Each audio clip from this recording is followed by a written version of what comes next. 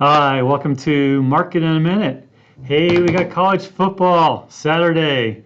The Buckeyes against the Texas Longhorns. That's going to be a fun game. I can't believe the Buckeyes are favored by 2.5. Texas has got like 15 players coming back from last year's starting lineup, and the Buckeyes, they lost 14 to the NFL draft, but the Buckeyes are loaded. I kind of wonder what the betting lines know about Manning.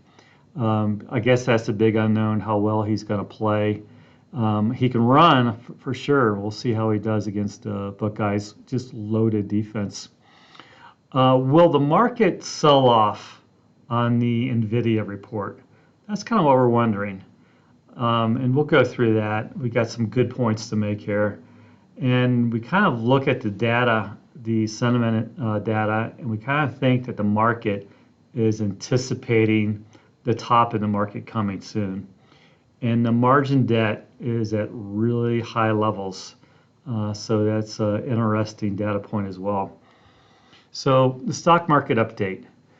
I thought the Powell speech was great. I thought he did a terrific job. It's too bad he didn't perform like this, throughout his tenure. The big mistake that Powell's made as Federal Reserve Chairman is leaving things alone, keeping the rates down way too low, well after COVID was gone and the economy's recovered and the stock market recovered. He just created too big of an inflation problem. That's my big problem with what Powell's been doing. And he's been a little slow on cutting rates. The market itself, the 2-year Treasury is at 3.74. The market is saying that the rate should be 3 cuts lower, or 75 basis points lower. The Fed funds rate at 4.4 down to 375. So that's about 3 cuts. We think if somebody else comes in to replace him, which they will next year, that probably the federal funds rate goes to 3% over time. What surprised us and probably surprised the market as well. The market was up 1.5% on the S&P 500 on Friday. Pulled back on Monday. We lost about 0.5% on Monday. But it was so how Powell was so dovish that really surprised, I think, the markets. And then what the market really needed was his dovish speech, and the market needs it for him to execute 3 total cuts at a minimum. But we had the interest rate sensitive stocks and the cyclical stocks performing well, along with the Mag 7. So we have the barbell of the market performing really well. And so to keep the market going, you really need these rate cuts, or otherwise the market was really going to fall. So we think the market is ahead of the fundamentals. The fundamentals are getting better. As we look out to next year, we see positive things occurring. The question is, how quickly are things going to come into place? How quickly is the economy going to grow? Is it going to be a slow start or all of a sudden kick in? So, the reality is probably it'll be the reality is it'll probably be a nice slow improvement in the economy and build momentum as we go through 2026. So, what does the market do with that? Well, it's going to look at NVIDIA. The main point is, how is NVIDIA doing? The AI part of the economy is so large, it's almost 50% of the growth of the economy is driven by AI. So NVIDIA reports on Wednesday. The consensus is $1.01 in earnings versus 68 cents, and revenues of 45.9 billion. Okay, last quarter, NVIDIA reported revenues of 44 billion, and so it's up 2 billion. Okay, catch this. So we do these regression analysis on earnings reports to see where the surprises are in the markets. The past 7 quarters, NVIDIA has reported sequential revenue growth. So 44 billion, for this quarter of roughly 4 to 5 billion. So if you do the 4 to 5 billion on top of the 44 that was reported, that gets you 48 to 49 billion. So that's what the market is really thinking, that it's going to be 48 to 49. The analysts play this game. They only have a little bit of an increase so they can raise their numbers. But the market itself, the buy side, the guys that own the stock, they're looking for 48 to 49, and I think maybe even as high as 50 billion, as NVIDIA's customers have all reported a lot higher than expected AI spending in the last quarter. So we're expecting, we would not be surprised at all to see a $50 billion or more quarter out of NVIDIA. So I don't think that matters a whole lot. I think what matters is the visibility into 2026, kind of what sort of guidance they give for 2026. It'd be hard to believe that the revenues for NVIDIA on 2026 are much up over 20% or 30%, and maybe it's too early even to think about it at this point. But the wild card is what's going on in China. What sort of visibility are they seeing out of China to drive their revenues? Let's look at the stock prices of Microsoft, Amazon, Meta. That gives us kind of an idea what the market's thinking. So Microsoft had a really good quarter, and the stock traded down. Amazon had an okay quarter, and the stock really traded down. And Meta had a beautiful quarter, and the stock performed well. It had a really good quarter on expense controls and a good quarter on revenue growth. And then, we've liked Google, and Google's been doing really well. The stock very recently, we think it's been mispriced. We probably take some profits in it at this point. But let me show you these charts. Here's Microsoft before the quarter. It runs up on the report. Did well, and it's pulled all the way back. It's pulled back to the 50-day moving average. Needs a hold here, man. But it ran up and went back down. It's below where it was before the report, and they had a good quarter, which makes you go, okay, what about Meta? Okay, Amazon reported, we thought, an okay quarter, and it just wasn't enough. Stock traded down, and it's still below where it was when they reported. Meta, as I mentioned, it was right at a good spot for it to rally. They had a good quarter, and it's gone up. So is NVIDIA going to have a Microsoft quarter or a Meta quarter? So thinking about NVIDIA and what it means for the stock market, what we're wondering is if this is an opportunity to sell the markets on this report. We're entering a seasonally tough period. We're in it. We're in a seasonally tough period now. So do you sell the markets on this report? The market goes up. Do you basically get more defensive? I think probably that's what you should be doing. It just depends on the visibility in the next year, and that technology is such a large part of the S&P 500, it can carry it higher. But our gut feel is you sell into this report. Now, look at the technicals. So this is sentiment. So the AAII investor sentiment is now at 31% bullish. That's pretty low given we're at new highs on the markets, and 45% bearish. So kind of what we pull away from that is the markets are anticipating this top, and the market's pulling back down. So usually it doesn't work. Usually if the consensus is bearish, the stock market continues to go up until everybody gets bullish. So it's kind of interesting. This contrarian indicator is anticipating the market's probably going higher, but it seems like a lot of institutional investors are positioned for the market to come back down.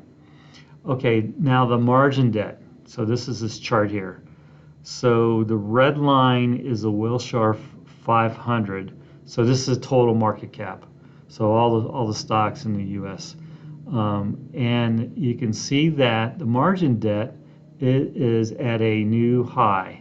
So it broke through the old high prior to 2022. So at a new high, and it's just kind of odd. You can see these new highs have been made right in front of a recession. So here's the new high. I think that's interesting. So having high margin debt doesn't thrill us at all. Um, other earnings coming out this week. So we got Urban Outfitters reporting on Wednesday. As we regress these numbers, we think they're going to beat. They have earnings up roughly 19%, revenues up close to 10. We think that they'll probably beat these numbers. This is a stock that we like. Abercrombie and Fitch, very modest expectations. Actually lower numbers than last year. So down on the earnings, revenues up 5.5%. Their stores, okay, the Hollister line, as I mentioned several weeks ago, that store is on fire. There were so many kids in that store waiting in line to use the waiting room, waiting in line to pay.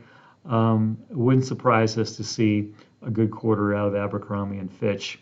And the stock from its highs pulled back a lot. Gap is on Thursday. Gap, the estimates are very modest. Remember, Gap really brought down their expectations because of COVID in a big way. And this is a margin story play. So revenues expected to be roughly flat. We think that we should probably see a nice earnings surprise out of Gap. So knock on wood, let's see Gap perform here. Marvell is on Thursday as well. This is an AI play.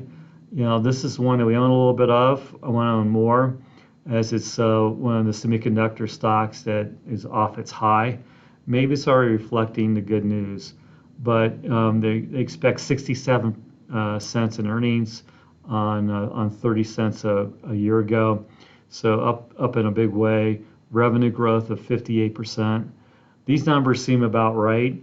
So we'll see how this stock performs after the report. Now, Viking Therapeutics. So this is the one that we've liked, okay? And I want to show you kind of our history with it. So back in 2000 and I think that's 2022, we purchased this stock for our clients below $3, right? And it, on good news, it went to 69. Well, it actually went higher than that. It went up to roughly $100 a share.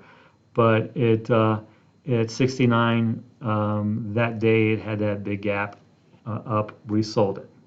So it's pulled all the way back to the mid 20s, which we repurchased somewhere in this area. We repurchased the stock, and then the stock anticipated the phase 2 for the oral obesity drug of theirs, and the stock rallied quite a bit into that data. As the data was released, it pulled back.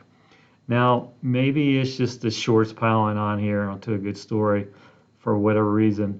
We are seeing this quite a bit in the small cap biotech space as things are reported. Even if it's good, the stock's correct. So the weight loss was spectacular, best in class by far. Okay, I want to show you this safety data. So this is what's interesting. This is the placebo. So these are people that are taking sugar pills, right? Okay, so the discontinued rate on taking the sugar pill, because they have some discomfort, right, was 18%. That's really high.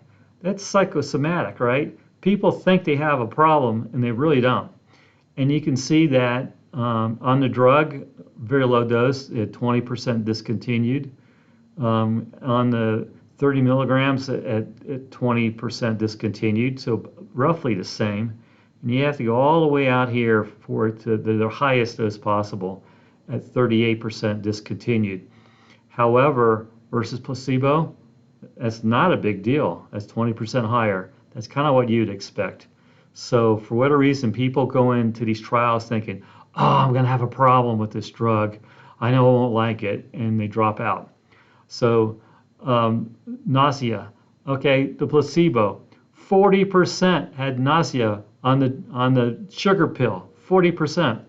So that's higher than every class, every class, every um, every weighting of the drug, every dosage of the drug was lower except for one at 90 milligrams. So so the nausea was not an issue at all. So actually, this looks really good, really good. Vomiting, 10% had vomiting. Can you imagine? You think you're on the drug and you're throwing up, where the highest dose had 35%. So that's kind of what you expect. And then diarrhea, 13%. It's kind of in line with all the other doses here, a little bit higher on the very highest dose. So what they're going to do with this drug, I don't know, my guess is going to be the 30 or the 60 milligrams. But what they can do at the higher doses is they can slowly bring the patient on to the drug. Don't give it the full dose right out of the gates. Titrate it. Titrate at a slower rate, because you're going to be on this drug for probably a year or more. So put it on a slower rate, and the side effects go down. So the placebo effect was way overkill on this, and I think the markets just saw the end result and didn't consider it. They didn't consider to take the placebo effect out of here to see what the actual safety data looked like. I think very highly that this drug's going to get approved. And for the stock's down. I'm guessing the management team is a little tired. Who knows, right? But I'm guessing they'd probably like to see their stock back at $80. This is a great time for somebody to come in and acquire this company. Maybe they get it for $60 or $70 a share. Who knows? But the Viking also has a really good injectable that's in phase 3. Again, I think it's going to be the best drug on the market. So the oral, I think, is the best drug, and I think their injectable is going to be the best drug, and this was a big overreaction. Okay, so what to do with your money? So thinking in terms of wealth management, thinking of where we are in the valuations. We're 22 plus times next 12 months earnings. The market's high. Even if you strip out the effect of AI, all the Mag 7 or 8 stocks, you strip those out, the market's still kind of expensive. So what do? So the bond market, to me, as a comparison with the stock market, looks pretty interesting. And the Fed's going to be cutting rates. So in that intermediate term area or short term area, those yields look pretty attractive. Now the intermediate term area is where you want to be, because the short rates are going to drop off pretty quickly. And maybe the long end actually goes up and yield over time. But the bond market looks pretty attractive. And there's other ways of playing it. There's all sorts of other ways of playing it. The baby bonds are an incredible value. And then there's all sorts of equity type of securities that are yield oriented, like the mortgage REITs. Because mortgage REITs are probably going to have a nice pop as rates come down. As mortgage rates come down, and their book value goes up in price. So there's a lot of ways of playing this. We would kind of, if you're an aggressive investor with 80% of your money in stocks, or maybe you have 100, I would bring that down so you're more moderate. So bring it down a notch. So if you're 80, bring it to 60. And if you're 60, bring it to 40. So protect yourself. Who knows where the actual top's going to be? Maybe we're around here, or maybe it lasts a while longer. Maybe we just get a correction. But without question, it's not a matter of if, it's when the market's pulling back. So be a little bit defensive, raise some cash, take advantage of the bond market as well. So if you have any questions, come to my website, Patrick Adams CFA. Send me an email, and sign up for a hard copy of Market in a Minute as well. We'll send that to you every week. And we hope you have a great summer, and root for the Buckeyes, please. Take care. Bye.